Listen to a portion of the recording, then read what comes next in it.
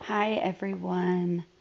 I am starting up my YouTube channel again and starting to add videos that really, not only inspiring ones, but maybe hopefully can be helpful to people that may be not sure what to do, or maybe just people that are going to be parents, about to be parents, pregnant parents.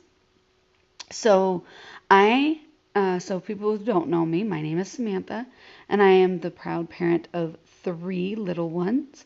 I have twins and I have a daughter.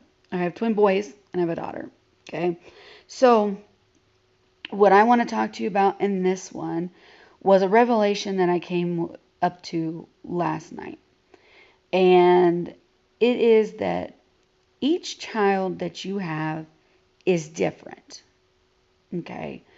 We all know that everybody has different personalities. We're all unique. So why is it that we're parenting all three children, or how many you have, the same?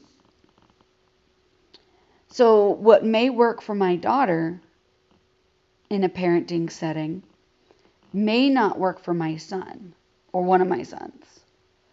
Both my sons are identical twins.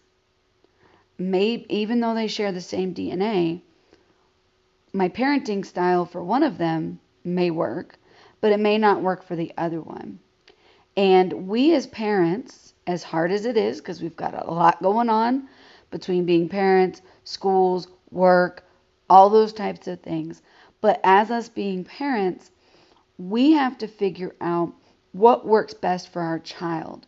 This misconception that we're the adult, what we say goes, and we're, for a lack of better words, better than you, needs to go away. Yes, you're the parent. Yes, you're the adult. Yes, you make the rules. I understand that.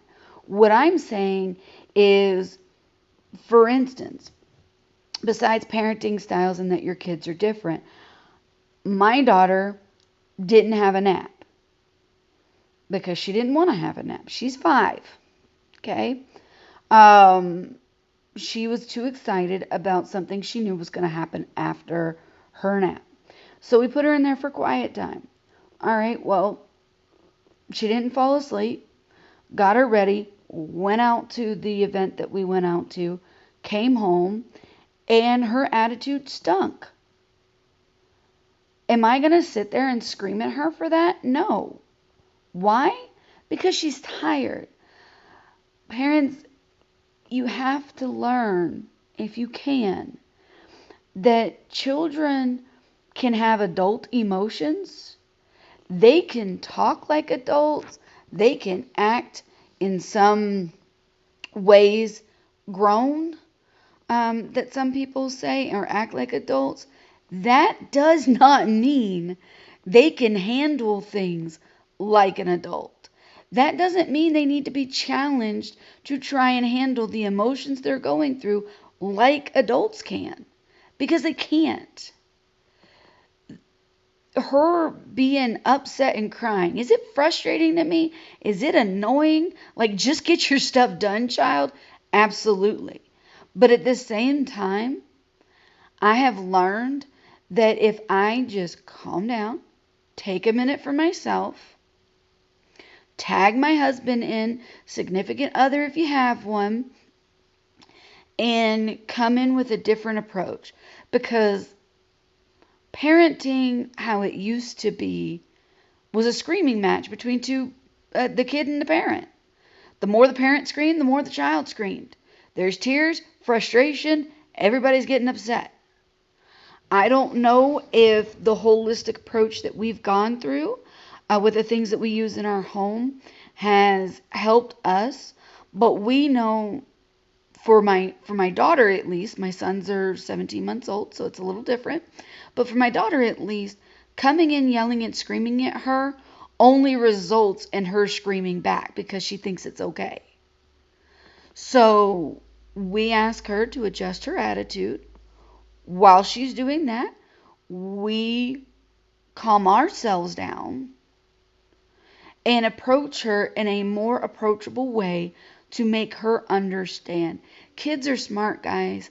At 2 years old, 3 years old, as long as I explained to my daughter what was going on, I had a better reaction and she was able to deal with it better than if I didn't tell her at all and we just got up and went. It's all about realizing who your child is, and your child's trying to figure you out, and you should be trying to figure your child out. Because we all don't learn the same.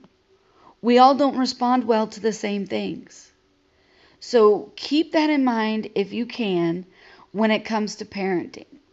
And if you have to walk away, instead of maybe putting your child in timeout, say, okay, hey, let's take a break for a minute. Mommy's going to go grab a drink or go sit in her room for a couple of minutes. You sit here for a couple of minutes and let's come back to this. They're not in trouble. I mean, yes, kids are going to do things and they should get in trouble. Don't get me wrong. But remember, or try, even in the moment when it's really hard and you've got 1,000 things going on, try to remember, like, okay, wait, hold on. She's upset. Why is she upset? Why is he upset? Did they have their nap today? When's the last time they had any protein?